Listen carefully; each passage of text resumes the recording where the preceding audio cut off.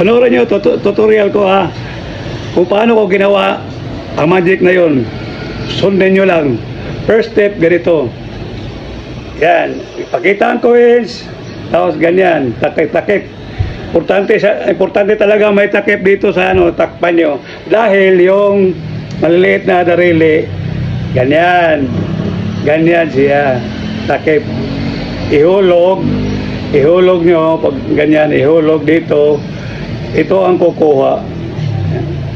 Kuha niya at dito na. Kuha niya, nandito na kuha. Yan. Pagkatapos, bukas, di babauli ang daliri, ihulog ito, ganun, dyan na siya. Yan na. Kaysa pa, pangalawang step, ganon pa rin mga idol, ganito pa rin. Ganyan, pero iba na ang movement niya. Iba na movement sa pangalawang step niya. Pag hatak ng coins ganito. Yan. Kunan nyo dyan. Tapos ito, ilagay sa mesa, kumbaga, ang coins nandito sa kamay na to.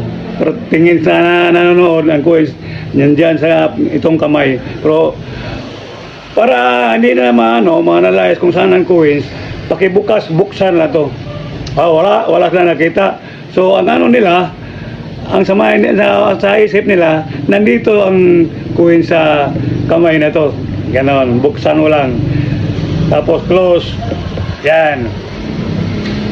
Wala, tapos ganon. Pinakalas. Ipakita mo na coins. Yun lang, simple. Okay, mag-practice na kayo para matuto tayo ng magic. Makabigay tayo ng aliw sa mga mahilig sa magic. At huwag niyong kalimutan i-share mga idol, follow sa aking profile. Salamat sa panonood. Bye-bye.